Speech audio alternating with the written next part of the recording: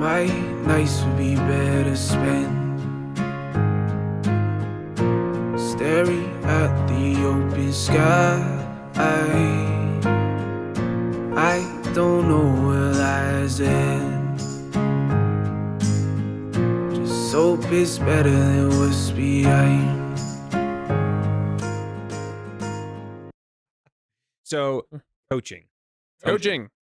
Give us an update on coaching. Gosh, yeah, because last time, when was the last time we hung out here? Been, a full year ago? no. It would have been like December-ish, November-ish time frame, I think. No, because I had my beard by November. So then October-ish time frame. No, I think it was much further back was than it? that. Yeah.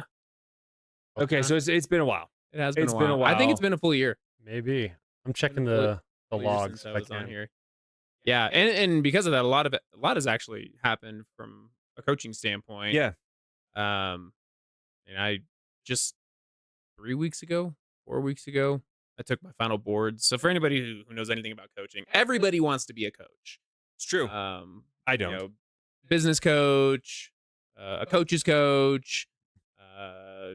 I mean, like the term is multi-semantic, and so I was like, I don't want to be like a catch-all coach. I actually want to be trained and everything. So I'd gone through a bunch of training through a specific coaching institute so that I could become, in essence, what would be almost considered like board certified, like within counseling, psychiatry, through the International Coaching Federation. So 3 weeks ago, I took my assessment. I went through all of my training, took all of my courses, had mentor coaching, had hours of coaching that I had to do, and then I passed my boards in essence. That's awesome. That's the easiest way to state it.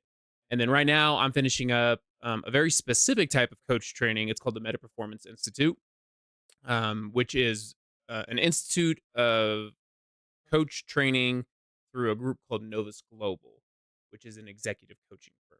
Okay. So I have been doing that for the past, started in February. And that was both from like, I wanted to learn kind of the executive coaching framework. Yeah.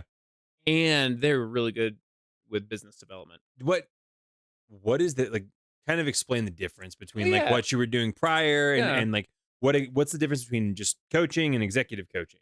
So in general, think about coaching like you would think about a carriage, like a horse-drawn carriage. Okay. You get in a horse-drawn carriage, it takes you from point A to point B. Hopefully a little bit quicker, but nonetheless, it's a mechanism to get you from point A to point B with a little bit more efficiency. However you want to state that, it gets you there. Yep. Coaching is similar in that. Coaching is meant to help somebody get from point A to point B.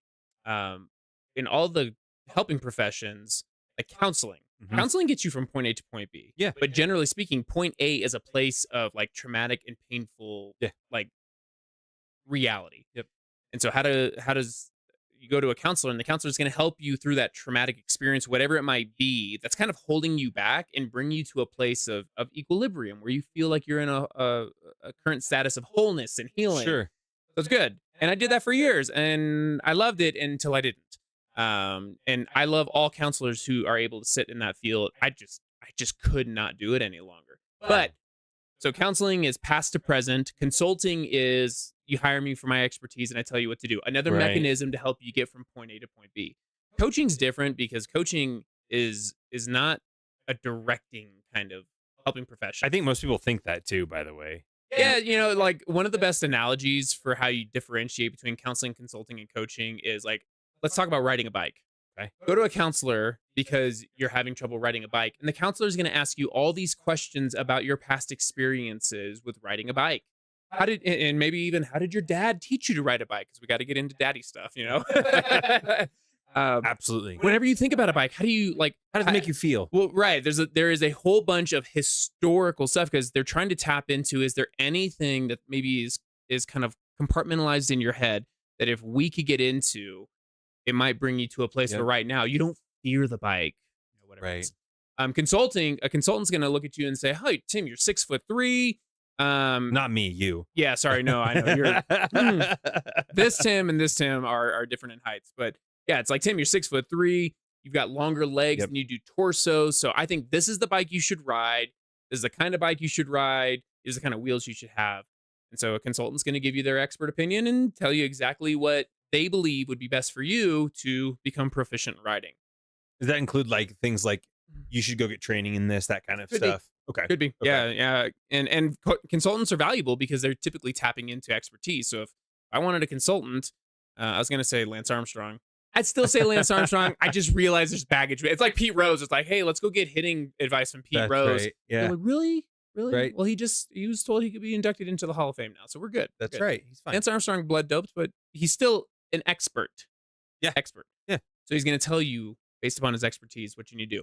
Coaching is phenomenal in the sense of I do not have to be an expert in anything my clients do to help them get from point A to point B. Okay. Because what I do with coaching and what a true coach will do, if they sit in this coaching place, Yeah. they're never going to answer your question, Tim, what do you think I should do? Instead, they're going to be like, that's such an interesting question. How does my opinion into how you should ride a bike help you to start riding a bike? Tim, how are you getting in your own way of riding a bike? Right. What's your vision for riding a bike? Who do you need to become to ride a bike? I think back on like my bike riding story, and like I had to become a fearless version of myself. I had to be okay with somebody who was gonna fall often. Yeah. It's like fail forward. Yep. And so getting a sense of like, oh, this is a part of the process. A coach is going to focus on you while you focus on like the problem or the goal that is before Right. you. And so it's not directive. It is very much meant to be like present and paying attention to all that's going on. Yeah. Asking questions, like fierce advocacy, intense curiosity, that kind of thing. Fierce advocacy. What does that mean? Yeah. So for me, I can't speak for any other coach. For me, when a client hires me, one of the very first things we do is get super clear on their vision. Okay. Yeah. Because they're hiring me for a reason. It's like, this isn't some ongoing relationship. Okay. First, we're not getting married. I need a friend. No, that's believe it. Not for that price. Not for that price. Just say, well, but I mean, part maybe. of it is when you hire a coach, or if a client hires me and we get super clear on their vision, I tell them right off the bat, you have hired me to help you accomplish your vision. Your vision is boss. Yeah. You have not hired me to be your friend. I'm not here to pander you. So fierce advocacy or fierce championing of your vision means that in the moment it's necessary, I'm going to say some things to you that nobody would ever dare say to you. And it's not anything to cut you down or to hurt you. Right. It's probably stuff like, I don't believe you. And it's not meant to do anything more than to get you to stop and sit and go, holy crap, yeah, I don't believe myself. But coaching is truly like a fully present kind of experience. Interesting. Yeah. Okay. So like I have a coach right now. He has said some things to me that I'm like, hey, I'm almost a 39-year-old man. I've never had anybody talk to me like that. What has he said to you that kind of caught you off guard? So I'll get real for a second.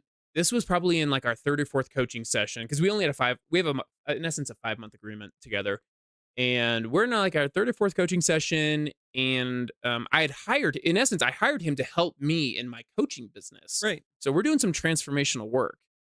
He is a meta performance coach. Okay. He's an executive coach, been doing it for years. So he's way ahead of the curve in terms of what I'm doing. Yeah. So he's also in this place where he's like, I know you're wanting to experience change. And so we got into something about like, I don't know. I came in complaining about like how much I was charging clients. I wanted to charge them more. And so we're coaching into this and he goes, Tim, I experience you. Because he's like, can I give you some feedback? He's like, Tim, I experience you as somebody who never asks for what they want. And I was like, excuse me, I ask for what I want all the time. Okay. I want you to shut up right now. How about that one? And I think I actually said that to him too. I was like, really? Really, David? You want me to practice this skill right now? And he actually paused me in the moment. He's like, time out. Think about it. Have you ever been completely transparent with what you want and asked for it? Or have you postured yourself in a way to protect rejection, to protect against no's, to protect against failure? And so you ask for what you think you can get, but you never ask for what you want. And I was like, dude, I think he's so right. And then when I began to think about that pattern of behavior, it was everywhere in my life. Yeah. And I realized part of what the tension was for me in this particular season of life, like from anything really, just the status of my own coaching business. I was like, I'll never accomplish my vision if I can't get real with what I want and actually ask it in a way of being that is very secure and confident. But I'd never had somebody sit and go, "You never asked for what you want. What are you talking about?" Yeah, that's weird. But Like hearing that is weird. it is, and it might have been one of the most profound statements I've ever had said to me. What, like, profound in what way? Like, how did it, like, what did it Really change in called you? me on my crap. Yeah. Because again, this is the funny thing. I think again, this is ITO In in Tim's Tim's opinion. opinion. Thank you. Um, like I actually think most people get what they want. Okay, I'm gonna back this up a little bit because Okay. I'm not gonna just like blanket statement everybody. I've had a lot of experience with people where when they get what they want, it comes either through some sort of like passive aggressive Mm, manipulation, mhm. hedging, not being completely honest, being deceptive, Yeah. um, or they don't care to ask and they just take. Hmm. So they just go after it and I don't care the ramifications. I'd rather Right. ask for forgiveness than Yeah. to ask for what I want. And so for me, the profoundness in it was to actually ask for what you want is one of the most healthiest things a human being can do. Like, okay, so differentiate that then from, like, 'cause I hear that and it makes me wanna go like, "Well, that sounds selfish." Right? Like, Interesting. yeah, see, you're gonna no, don't turn this around on me. Do you want to be do you want to be coached through this for a moment, Tim? Yeah. No, Interesting. but what I mean, so, like, what's the difference between for you, between, like, how is it how do you be selfless in asking for what you want? So, for instance, right, like, I think when you care about others, Hmm? right?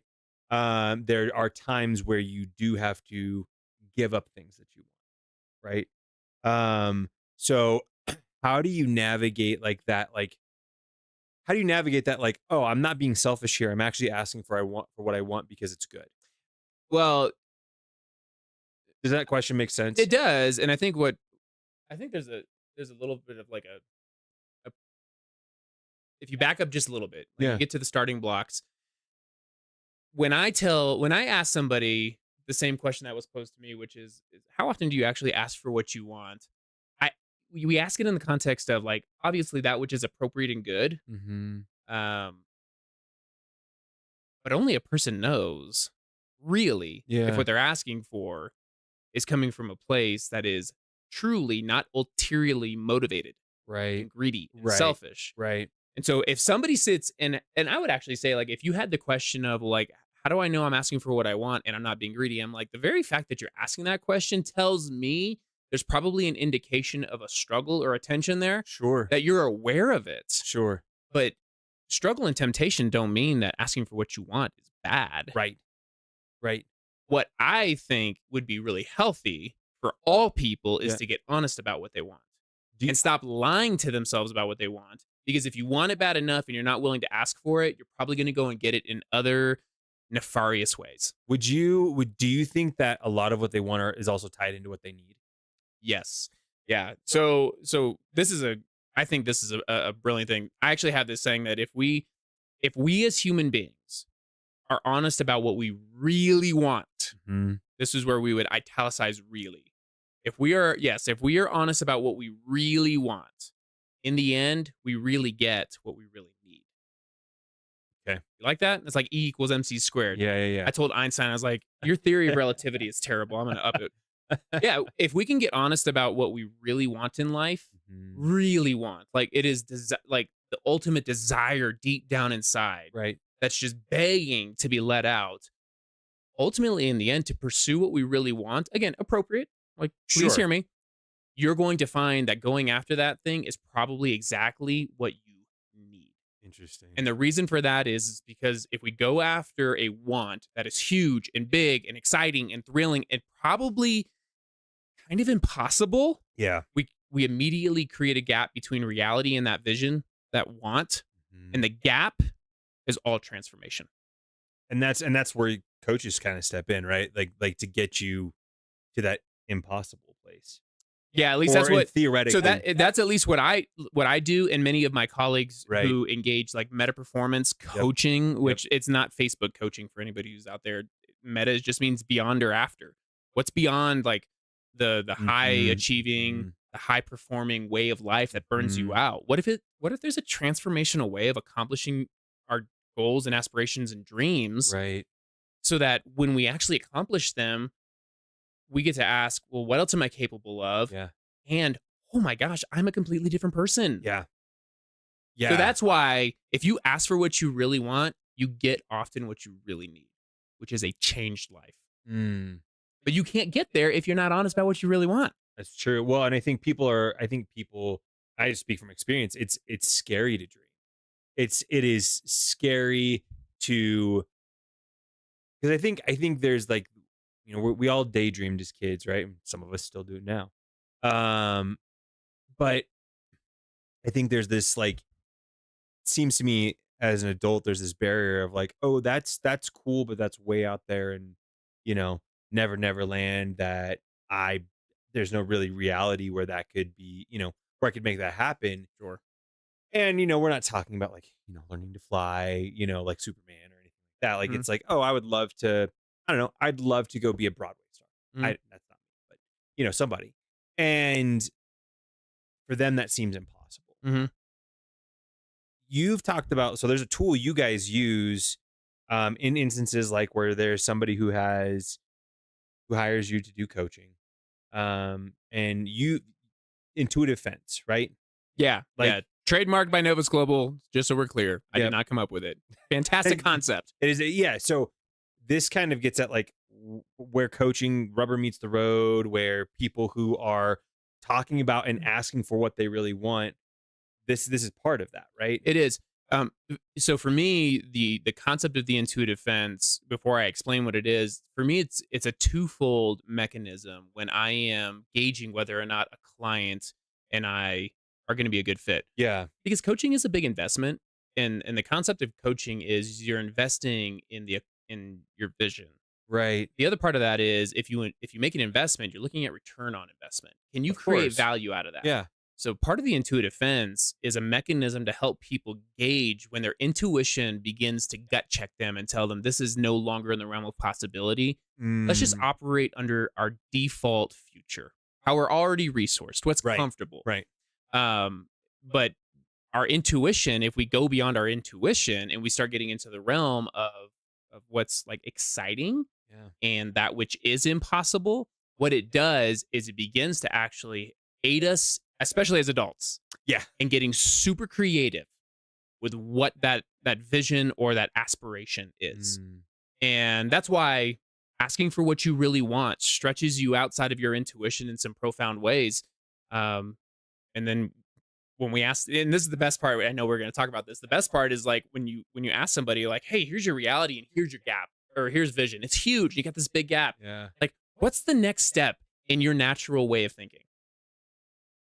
What, like me? What's the next step? Yeah, what would you say naturally is the next If the I- next part of accomplishing this vision, where reality is way down here, you've casted amazing vision way up to the ceiling. Yeah. Like, what would naturally seem to be the next step The in the next process? logical step. What question would you ask yourself? How do I get there? Yeah. Yeah. It becomes like, well, what's the roadmap? How do I even?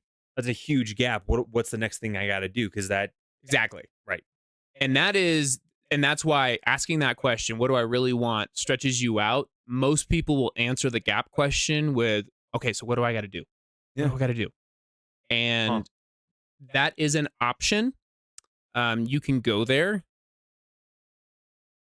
I think there's a better way. Okay. So, And I can actually give you an idea of this right now. okay. So 2 weeks ago, I re-injured my lower back. Yep. At 19, playing college ball, I hurt my lower back. My lumbar is twisted and it's off axis 8 degrees. Mhm. It cannot be fixed without surgery, and Lord knows, you ain't cut my back open. So I'm just persevering. For the past 20 years, I've been doing. When my back goes out, what do I need to do to fix Yeah. it? Back goes out, what do I need to do next to That's fix it? logical, right? 2 weeks ago, it went out, and the first question that came to mind was, what do I need to do? Yeah. And I thought, it's not worked. Right. It has not worked. And so I started thinking through, I'm almost 40 years old, you know. If I live another 40 years, fantastic. I want the next 40 years to be amazing. I Yeah. want it to be thriving and full Yeah. of vitality. I've got 3 little boys. I want to play basketball. I want to coach them. I still Yeah. want to do CrossFit. Like there is a lot that I want to do. I want to go hiking with my wife. Like I started casting vision for what the next 40 years of my life looks like physically. Yeah. And I thought, I'm never going to accomplish that if all I'm thinking about is what do I got to do to keep my back from freaking out on me. So I backed up and I thought, what really what really needs to occur here for the next 40 years to be a super healthy experience Mm. with my life and body and my back issue. I was like, this is a being question. This is not a doing So situation. you're like reverse engineering. So I'm sitting here going, who do I need to become? What needs to change about me? Like, if I can picture Tim Hawkins a year from now, back's not even an issue. He's just going around. He's doing cartwheels and backflips, and Yeah. he's telling better jokes than the other Tim Hawkins. Like, it's like a thriving life. Like, what's true of that version of Tim Hawkins that right now is not true of me? Mm.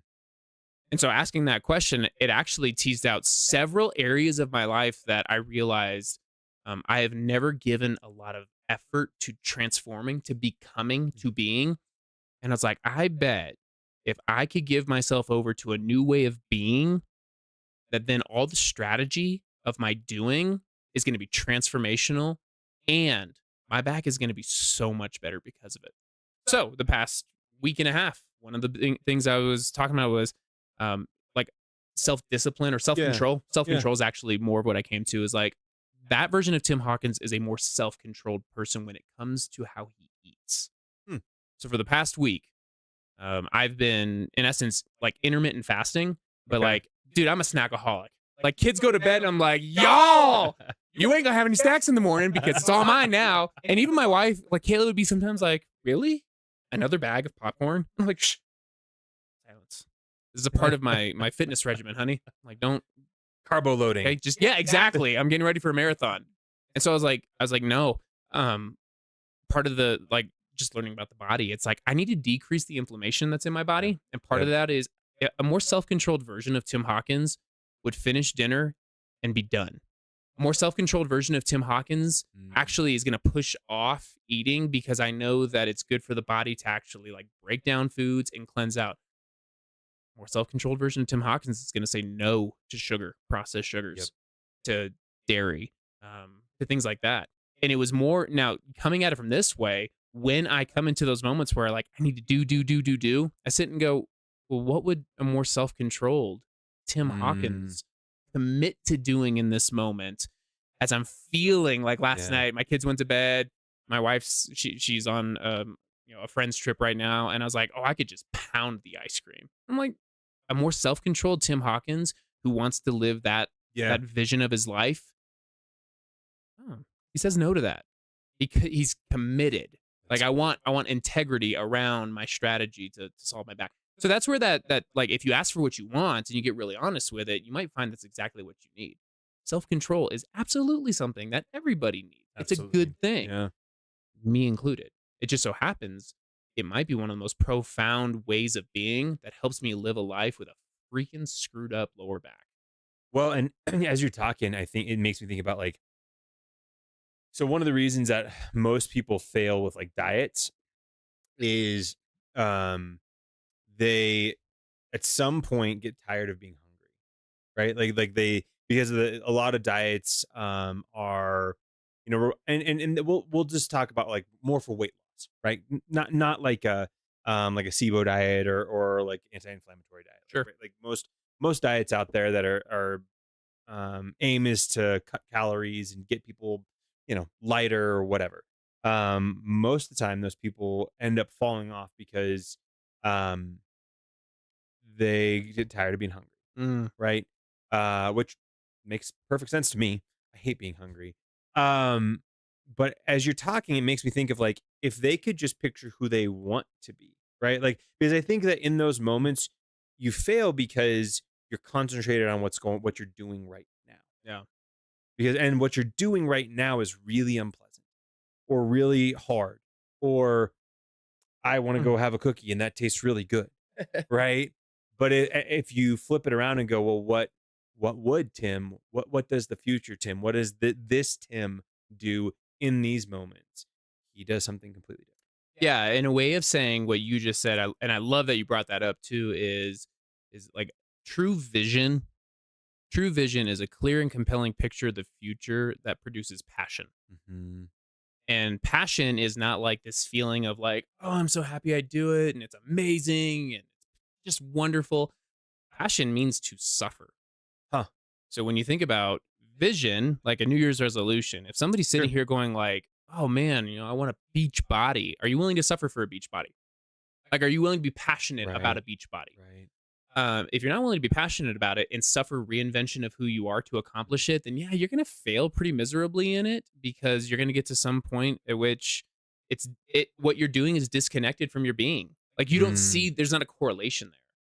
And so part of the intuitive defense concept is if you can cast big enough vision for your life in whatever it is you're going after, and you can stretch it where it's like it's impossible, but it's also exciting. yeah. Well, what ends up happening is if transformation is the bridge that ultimately helps you accomplish that vision, Yeah. then you get to cast a wider intuitive fence. What's even further beyond that? Right. For me, I'm not, Lord knows I don't want to do this anymore, but to have a really super strong, healthy back, I would I would actually sign up for the CrossFit Games as a competitor. Now I'm coming up to 40, so I'm in the senior division almost soon. Yeah. It's cool. Be fine. But nonetheless, it's like for me, I have not desired to pursue competitive fitness. Right. However, to get my to the vision I have for my back right now, like if that's accomplished and the self-control's there, I think I could see myself stretching that intuitive fence even further into a place where I'm like, I'd love to go do some intense high rocks competitions, Mm, which require a really strong core. yeah. Ain't gonna get there if I ain't got no way of self control in my life. Yeah. And so being able to recognize that transformation is ultimately what's at stake. Mm, It's the mechanism and the means, and I actually think it's the meaningful end that we yeah. should be pursuing whenever we're trying to go after goals or aspirations. I think the sky is ultimately the limit in terms of what we can accomplish. When this silent, you'll be alone, far from friends in life. You'll spend your evenings getting stoned.